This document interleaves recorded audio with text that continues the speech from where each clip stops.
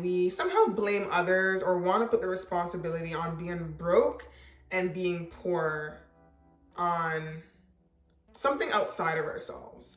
When really, if we take a closer look, the reasons in which we may not have the best relationship with our money, or we may be struggling with our finances, we may feel further behind than we should be, is perhaps looking at your insecurities and how your insecurities play a role in you being broke and not being financially ahead, not being financially secure, or feeling financially stable. And our insecurities play such a big role because we live in such a system that places so much emphasis on having certain things to feel successful or to be successful. There is so much pressure on us to be something that we're not, and to have certain things and to be in possession of things that are going to make us feel happier and fulfilled, when in reality, we realize that that is not the case. We have seen lots of examples of this, of wealthy people who claim that money, in essence, actually does not bring them happiness, and that they still struggle with a lot of things internally that lead them to have mental health illnesses, and actually, in really extreme cases, to kill themselves and to commit suicide. So we are noticing that it is not the quantity of money that you have, but the quality of it and what you do with it. And there are a lot of people that are struggling with their finances, and you may be one of them. And surprise, I am a wealth coach, so this is exactly what I'm here to teach and to help and empower people around, specifically women, around their financial well-being, to feel financially secure, to start working on building wealth.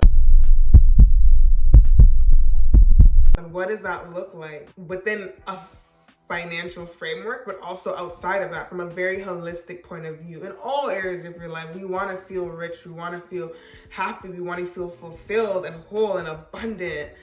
And if you are deeply insecure, if you are not doing the work to work on those insecurities that you may have, they can, in essence, be holding you back from achieving some of the financial goals that you want to achieve, and from being in a better financial place. And everyone can work on this, because we can always be better versions of ourselves. Our bank account can always look fatter. Our health can always look better. Our diets can always be healthier. Our relationships can always improve. So it's not that you're already not doing good enough. It could be like, what are ways in which you can continue to do better? And maybe looking at your insecurities can be one of them. And the reason why I say looking at your insecurities is because this is one of the main reasons why people are not able to move forward in their finances. Your insecurities can lead you to be one to overspend and to be impulsive and overindulge when it comes to your spending, and as well as put yourself in debt, to rack up credit card debt, to keep up with the Joneses. You know, that saying of trying to appear to have the status, or to be influential, or look influential, or feel a type of way by getting the attention and validation of others. And so, depending on your insecurity, everyone has different insecurities, and whatever that insecurity is, it can cause you to be spending more in an area of your life that you may not necessarily have to be spending in.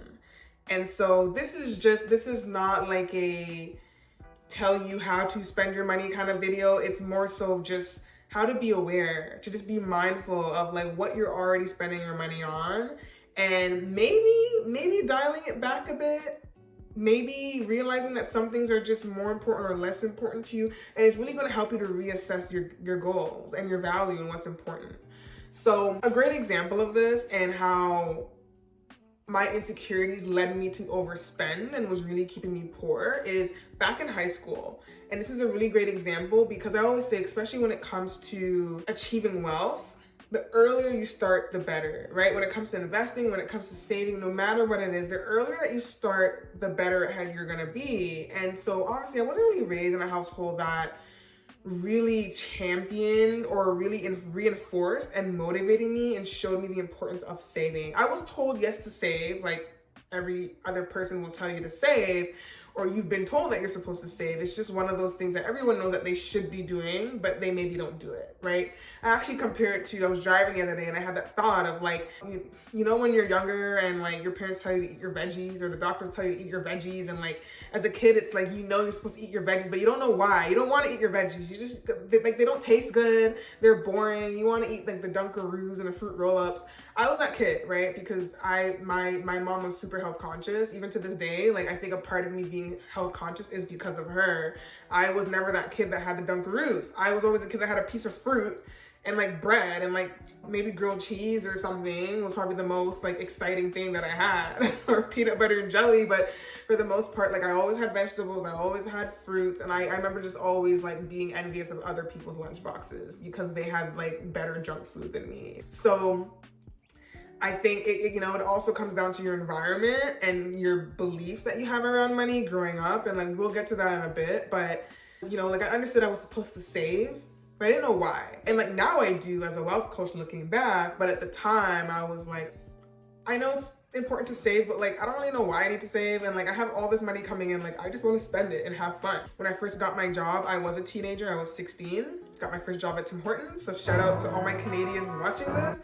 And yeah, I was just like, I'm finna hit up the mall with my friends. We're gonna get some, whatever that pizza place was called, Pesto Pizza, and like Manchuog and Bourbon Grill, and like whatever, all the food joints that like still hit to this day that I don't really eat much and I can't eat because of my dietary restrictions and intolerances. But when you're 16 and you have this independence and this freedom with your money that you've never had before, think about it. Prior to that, anything I wanted, I had to ask my parents for. If I wanted new clothes or makeup, whatever it would be, like I would have to ask my parents for an allowance or money, or like go with them to the mall and a few times out of the year do my shopping for school or for summer or whatever it may have been. But when I got my first job at Tim Hortons, that was me having that autonomy to say, hey, I can do whatever I want with this. And there's so much power in that. We don't realize how much power we have in finding work and having work. And the fact that I was able to find work so young and I misused it and I wasn't as smart as I should have been with it. Obviously, we all learn in hindsight, and I'm going to show myself compassion because a lot of people are doing this. And like I said, I didn't have really the best role models for that, or they didn't really reinforce it for me because they didn't reinforce it that well for themselves. Obviously, when I have kids, it's going to look much different, but I dealt with the cards that I had at the time and with the limited knowledge that I have. Really emphasis on limited knowledge, because what I knew then, I didn't know now. So I can make more informed decisions. And this is why education is so important. Educating yourself, watching videos like this is really gonna empower you to do better around your finances. And so anyways, fast forward, get this job at Tim Hortons, I'm making bank, and my dad's an accountant. And I remember at the end of that first year of having that job, and I probably pulled in about $20,000 gross income, even just working part-time, still in high school, and I saved none of it. I probably did have a savings account, but I never put money into it. Never, not one bit. And I remember my parents being so hard on me, like, Morgan, where did all that money go? Because I was someone that spent a lot. I was always shopping, always buying makeup, always buying like new weaves and hair, and like, when I look back, I'm just thinking like, wow, if I had invested or saved at least $500 every month, how much more ahead I would have been. I would have had $10,000. If I knew how to invest that $10,000, I would have paid off pretty much. By the time it was time for me to start university, I would have had pretty much my whole 4 years paid for. If you think about that, me making 20 grand a year, I'm able to save half of that in grade 10, 11, and 12. That's $30,000, and that's how much technically a degree right now costs, right? An undergraduate degree, even some postgraduate degrees. So when you start thinking about that, like where did that money go? I could not even save half of that. And a lot of the money I was spending was on things to feed my insecurity. So some of the insecurities that I had around that time was my weight, my body. Growing up as a young girl, I didn't see myself as the prettiest little girl in the room. I was plump, I was chubbier. So already we know that kids that tend to be a bit more overweight are more likely to be bullied right off the bat, because society looks down on people that have a little extra fat on their body, right? And we're supposed to look really thin. And if you're not looking really thin, then there's something wrong with you or you're not healthy. And we know now like that is not necessarily the case. You can be skinny, you can be muscular and fit and have six-pack abs and still be actually more unhealthy than someone who has a little bit more fat and extra weight on their body. So how you look on the outside does not determine how healthy you are on the inside. And so anyways, growing up very, as a chubby kid and maybe not the prettiest, as I moved into middle school, later on in middle school into high school, I noticed I had a lot more attention on me from boys. And I think a lot of that is because my chubbiness eventually turned into having a larger asset and as well as just a curvier shape, right? I'm very short, but I have a curvier body, a thicker, fuller body.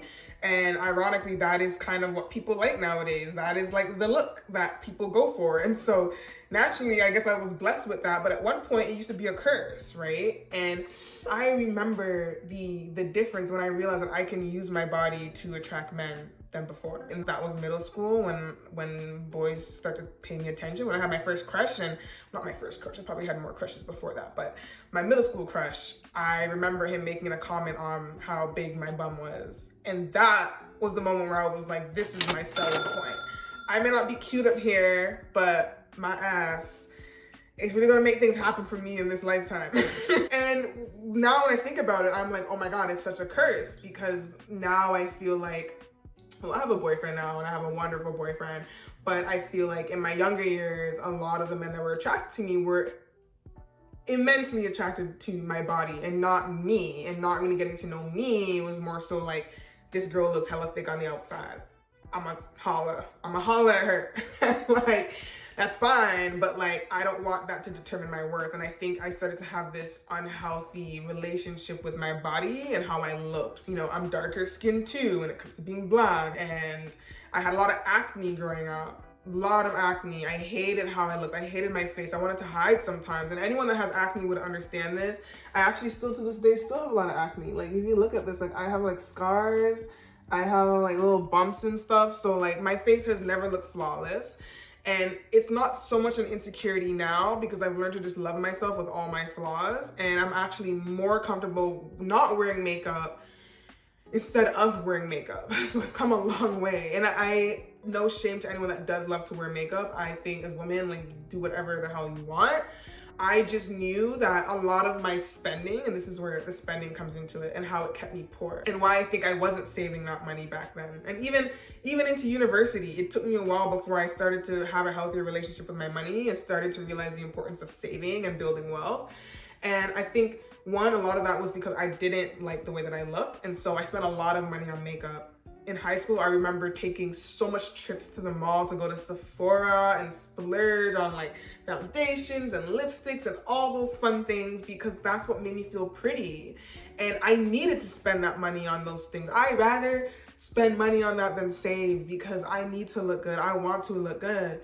And I thought to look good, I had to enhance my futures with all these artificial things to look pretty, instead of just valuing how I look on my own. And it's hard when now you're in an environment where there's other pretty girls and everyone else is wearing makeup and they look really good, and so you want to look good too. Here we come into that insecurity, that anxiety to look like someone else, that anxiety to look like everybody else, because all the pretty girls are wearing makeup. So in order to be pretty, I have to wear makeup too. And there's a lot of, especially when you already don't feel pretty, it's like pretty girls are wearing makeup to look even prettier. It's like, that is privilege. That is, wow. I envy you. Another thing that I'm already not pretty, like now I think I'm like beautiful, but there's always that not enoughness. That lack of confidence, that lack of not feeling enough is where every insecurity lies. Because at some point you are gonna realize that like you cannot be everything and to everyone and be validated by everyone all the time. It is impossible. And if you try to, you are gonna ruin yourself in the process. You are never gonna feel happy and whole with who you are innately deep down, because you're always trying to validate yourself through having certain items, having certain experiences. So for me, when it came to my body and my looks, I use clothes, I used makeup to hide the parts that I didn't like, to feel better about myself. Food, you know, I think that's a big one. A lot of the times food is a little bit different. I think our insecurities with food comes with obviously maybe how we look. So me growing up being chubby, in a way I was a lot more mindful about how I looked and my body, and eventually I grew to have some dysmorphia, especially middle school, high school. I suffered a lot with like my body and how I looked, and I used to have comments by, you know, sometimes my mother would make comments about my body, it would make me feel really bad. And so even to this day, I think I spent a lot of money on my body and on my health. I don't think it's coming from a toxic place anymore because I love my body how it is now. But sometimes, you know, I am a bit hard on myself. Like if I am putting on a little bit more weight, I start to kind of freak out a bit. And I'm like, oh, like I shouldn't look like this. Like I should look like the Instagram models, you know. And I think so many of us have that comparison anxiety, that insecurity about how we look, especially for women, our bodies and how we look, because we see in the media how we're told how we're supposed to look. And if you don't look like that, you feel inadequate. And so you start to spend money on things to make yourself look like something that you're not supposed to look like, right? And we see this a lot, even people that have money. So I tell you, like money, like even like I'm giving you this information because I'm hoping that it will help you to save more money, to be more mindful about your expenses, and to not overindulge and overspend. But ironically, the people that have wealth do the same thing. People that already have money are doing things like plastic surgery to look like someone they're not, and they're still not happy. So it goes deeper. Like money, like I said, money is not going to necessarily make you happier. It's not about how much you have. It's about the quality of the money that you have and what you're doing with it. So me knowing that now, eventually I got to a point where in university, as I started to really learn more about building wealth and what it took, and, you know, minimizing your debt and increasing your savings and starting to invest, my priorities changed. And I wanted to have a wealthier life. I wanted to have the fat savings in my bank account in case of an emergency. I wanted to have wealth that like necessarily I wasn't always spending, that was just sitting there, and I had that security and that peace of mind that was there. And I want to get to that place. But in order to get to that place, I needed to start saving. And how can I start saving if I'm spending all my money on these things that are patching up my insecurities that really don't matter at the end of the day? So identifying what that insecurity looks like. So my body, my looks, that was one of them. And I would spend a lot of money on makeup and clothes and things to look a certain way. A lot of women do that with their hair, their nails. I didn't even mention my hair, you know. At one point, like I hated my natural hair. And so I'd spend a lot more money on weaves and like synthetic hairs to like look like a certain person that like naturally like Black women don't look like that. You know what I mean? Like we have afros, our hair grows up, it doesn't grow down, and it's like we do all these things to because we think that's what looks good. Men tell us that's what they think looks good, and so we feel like, well, if that's what people want, then I have to look like that. And eventually, like if we all started walking around with afros, eventually afros would be the new standard of beauty. But like no one's doing that, you know what I mean? Until someone beautiful enough starts doing that, and then it's everything that everyone's gonna want. But we don't have to wait on that. We don't have to wait on someone else to set a standard when we can just set that standard for ourselves.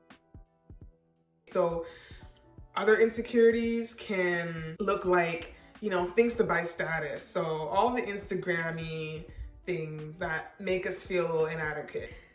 The 5-star luxury trips, the fancy car, the designer handbags, the big house, you know, all these things that society tells us we should have. If you have that, you have status. Oh, you have your house is bigger than the neighbor, you have status. I want to be like that person. And that person may not be as happy as you. Like we're looking at the wrong things. And when we compare ourselves to others, we are placing this unnecessary societal pressure on ourselves, even more so than if we were just more comfortable with determining our own version of success and what success should look like for us. Some other things I lightly want to touch on is fear of failure and success. There are insecurities that we have that have nothing really to do with possessions, material possessions, or insecurities about our body and our looks, but how we see the world and how we frame things, our mindset. And a fear of failure and success can come about from maybe being told that you weren't smart enough or capable enough, If you're someone that maybe didn't go to school or university, you may feel like, well, I'm not entitled to certain things because I didn't take a certain path. And you are, right? There are a lot of examples of people that didn't go to university or school and are like billionaires, millionaires, Bill Gates, Kanye West, like these are people who were college dropouts, university dropouts, maybe they didn't finish high school, and they're some of the most successful people in this world today. And a lot of them still failed along the way. And I think that is an insecurity that most people have. A lot of us have, right? That fear of like, well, what if I make an ass of myself trying to do something and it doesn't work out? But it's like, that's the only way to be successful, is to try and to push yourself past your comfort zone. So that can be an insecurity too, where it's like, I don't think I'm smart enough. I don't know enough.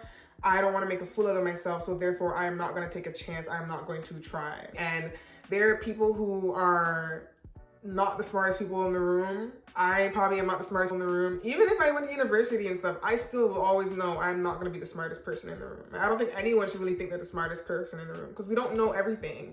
Nobody knows it all. And so because of that, I'm willing to make more mistakes, because I know I don't know everything. And so obviously as I try something, I'm going to make mistakes. I'm going to fail, but it is okay. I will learn more by making those mistakes than just knowing everything and not having that challenge of having to figure things out. So, and then also our limiting beliefs. So limiting beliefs is also another interesting one. It's, these are beliefs that have been programmed, that have been taught to us, that have been ingrained in us from very young. Sometimes it's not always from very young, but I think when you were a child, you're the most impressionable. Those first few years of your life, kids, toddlers, babies, they absorb everything. And so when you grow up in an environment of parents that tell you have to be a certain way, you have to live a certain way, you have to study to have a certain job or profession or career, when you have institutions telling you how to behave, how to learn, when you have society telling you what's important, what you need to grow up to be, what you need to have in order to have status and to be happy, these are all limiting beliefs. We have to peel away the layers. I'm not saying there's anything wrong with you wanting a mansion, or there's anything wrong with you wanting designer bags and any of those things, but why? You have to really question why. Why do I like these things? Do I like these things because truly I love the texture and the make, and like I'm into art and I just love the design. I love wearing beautiful things and adorning myself with pretty things? Or is it because I really don't really care to have the designer bag, but I just want it because all my friends are gonna like me? Now you can see the difference. You can see the difference between the two examples I just gave. Are you someone that likes these things because you actually like the human ingenuity that went into making said thing? Maybe it's just aesthetic, it looks pretty, that's fine.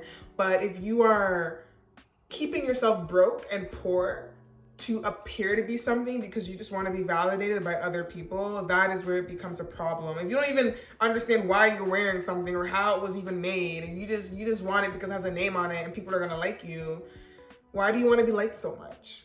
Why is that so important to you? Why don't you like yourself? Who told you weren't likable? What is it about yourself that you don't like? So, I probably asked those questions and you're probably like, Morgan, you're asking too much. I'm feeling uncomfortable now.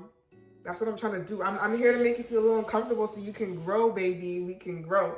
Grow just like this flower. That's why I chose to like have this flower here today. I know there's like a lot of other YouTube creators, content creators out there that use like these pens and stuff, but I wanted to bring some beauty to this video, and for myself, and just show myself just, compassion and kindness and courage to really show up and do this video. Because there's a lot of people that have a lot of stuff to teach and to say, but a lot of people are scared to show up on video and show their face and then speak. And I've gotten to a place in my life where I know that that's how I want to serve. And for someone that was so insecure about how they looked and their body, and for me to be here right now recording this video shows tremendous growth, and to see the love that I have for myself that I maybe never had when I was younger, like, whew, child, I'm not gonna tear up. You guys will not see tears.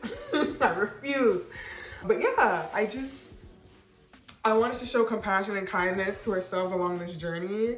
When you start to do that work, to peel back the layers, of where do these self-limiting beliefs come from? Where do these insecurities come from? Why do I see the world the way that I see it?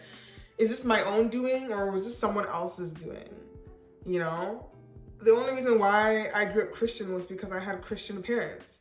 If my parents were Buddhists or Muslim, I would have been Buddhist or Muslim. Like, I don't think people really take the time to sit and think about that. Like, you are a creation of your environment, the people around you. Some of it is like, you know, genetics, and that's really what we want to get to. We want to peel back the layers of all these other external influences and get to the core of who you are. When you're a baby, I always love this analogy. When you're a baby and you come into this world, you don't know anything about anything. You don't understand what money is. You don't know if money is good or bad. You don't know what you want to be. You don't know what your interests or your hobbies are yet. And it's as you start to grow, as you have people around you, your parents tell you this is what's important, this is what you need to do, this is, you know, you go to school, you start to interact with other people, you start to learn about life in the world, and it is such a beautiful and amazing experience to have this experience that we have. But it makes me think like how much of it was programmed, how much of it is actually what I desire and what I want to go after in life and what feels good to me, and how much of it was told to me of what I should aspire to be and what I should desire and what I should have. And I think when you start to have that realization, you start to do that inner work, you start to find a lot more peace in your life. And when you start to have a lot more peace and calm and understanding in your life, and you start to understand your values and who you are, all the other areas of your life will start to come together. Your spending, your bank account will improve because you will start to really put your money towards things that are going to propel you further. You're going to start investing your money into things that are important, like a business, into investments that are going to help you reap more money down the road, that are going to have you work less and earn more, making more money, having your money work for itself. Ideas like that like sometimes a limiting belief is that, well, I didn't grow up in wealth. Once you're poor, you're always going to be poor. Rich people are evil. I don't want to have no part in that. I don't want to have lots of money, because to have lots of money, you have to do shady things. That's actually something that my boyfriend told me the other day, and I totally disagreed with him. I was like, if you think that way about money, if you think that you have to do something bad in order to have money, you're never going to want to have a lot of money. And there's nothing wrong with having a lot of money. You know, there are a lot of people that have extreme wealth in this world, but are doing amazing things and did not have to do anything shady in order to get there. Cat Williams is a great example right now. He's someone that be calling out all the shady people in the industry, and he has wealth, but he's using that wealth to educate people, to empower others, to show people to be careful, to be mindful of who you interact with. I think he's someone who's adopted like 8 kids or whatever. Like, these are people who have extreme wealth that are doing really good things with their money. So you don't have to be a bad player. You choose to be a bad player. If you want to choose to be a bad player, then that's on you. And so really working on these limiting beliefs and these insecurities are really going to help push you forward towards your financial wellness goals. Start having these conversations, start journaling, start reflecting. I think one activity I can leave you with here today is to download a budgeting app, or just go through your credit card statements, your debit statements for the previous month, and look at where most of your money went to. And reflect on which categories you spent the most in, and how do you feel about spending all your money in those categories? How do you feel about spending so much money on beauty or food or makeup or clothes? Like, how, like, really break down, like, don't just put clothes, like, you know, or shopping. Like, really be specific with your categories. How much money are you spending on shoes? If you're a guy, I know there's a lot of sneakerheads, you know? Break them down into different categories and figure out, like, where am I spending most of my money, and do I feel good about it? Am I spending the most of my money on rent? That's fine. Obviously, we all need to be sheltered. But you can ask yourself, too, am I spending too much money on rent? Why am I spending so much money on rent? Am I spending a lot more money on rent because I choose to live alone and I'm single? Am I spending more money on rent because I'm living in an expensive city when maybe you don't have to live in an expensive city? So it's like really asking yourself, why? Do I feel good with the amount of money I'm spending on something? And by reassessing your finances and your spending, you are going to realize, you know what, maybe I can't cut back in this area. Maybe I can find ways to downsize. And if you don't, and you realize you are still spending a lot of money, but you don't want to budge, then like now we need to look at, okay, how are we going to increase our income without also increasing your income and increasing your expenses as you go too, because then you're just going to be stuck in the same situation. So we want our net worth to increase. You want to be having more money come in and minimizing our expenses as much as possible. So look at the areas. You know, I'm not saying that once in a while you can't treat yourself to like getting your nails done, but do you really have to? What is the necessity behind it? Is it going to hurt you to maybe not do some of these things and delay that instant gratification to feel more fulfilled and whole in the long term, right? And I'm not saying you have to sacrifice any of those things. You don't have to sacrifice anything. Like I said, I think reframing it and taking away these toxic words like sacrifice and really looking at it as more of like a reassessment. What is in alignment with my goals and my values? My spending on makeup, it changed drastically once I started investing in university. Once I realized like, whoa, I want more of my money to go towards investing in this stock, investing in Sephora instead of buying at Sephora. Like Sephora can give me money instead of me giving Sephora all my money. That is when things shifted for me. And that was when I realized like that is the difference between people who have a wealthy mindset and those that have a poor mindset and a broke mindset. And I think one way to get out of that is to start prioritizing what's really important and looking at the insecurities that are holding you back. The insecurities that are forcing you to overspend and overindulge because you want to be validated by other people. You want to look like all those people on Instagram living their life, when a lot of what that looks like is people living a lie, and it's not necessarily true. It's not all fun and roses all the time. I'm not saying that you still can't have that, but don't get so caught up in setting yourself back to appeal to an illusion. Don't set yourself back in life to fall for the illusion of others. It's not gonna get you anywhere, regardless if you have lots of money or you don't. Internally, it's not gonna get you anywhere. You're not gonna feel any happier. You're not gonna feel fulfilled. So it all starts within here. Anyways, that's my video for today. Work on those insecurities. If you want to share what some of your insecurities are down below, and maybe how some of these insecurities have stopped you from being more financially resourced or more financially ahead than you could be, and how you're going to start addressing it. What are the actions that you're going to take? It's not enough to just be aware. I think being aware is one step along the journey, and it's important to get there because a lot of people aren't aware of why they do the things that they do and the decisions that they make. But once you are aware, what are you gonna do? What are the action steps you're gonna take? So I might have another video on that, what action steps you can take to really build financial resilience and bounce back and really start to build wealth. But we need to be aware of what our insecurities are.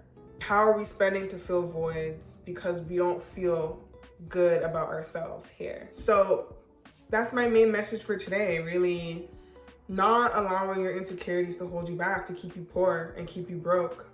You know, work on those limiting beliefs, question why you are comparing yourself to others and what they have and the experiences that they're having, and really ask yourself, is this actually what I want for myself, or is this just what society is telling me to want? Is this the pressure on other people to be like them or to have the things like them? And because of that, I am being pressured to overspend, to overindulge in areas of my life that I don't necessarily need to, if I just choose to be happy and whole with who I am and what I have today.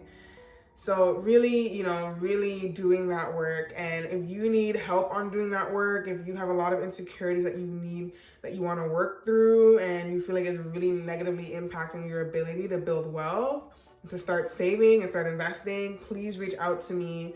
I would love to work with you. I have a course, I have one-on-one opportunities and services. You can find all of that in the description below. If you found this video helpful, please don't forget to like and subscribe. I have a roster of other videos on how to build a wealthy mindset and to improve your overall finances and well-being, and to really build the business and lifestyle that is going to make you whole and happy and fulfilled in this lifetime. You know, wealth creation wealth building and a wealth mindset. All of these 3 foundational principles is going to help you to live a rich and abundant and fulfilling life. And that's what we're here for, creating the life that you love.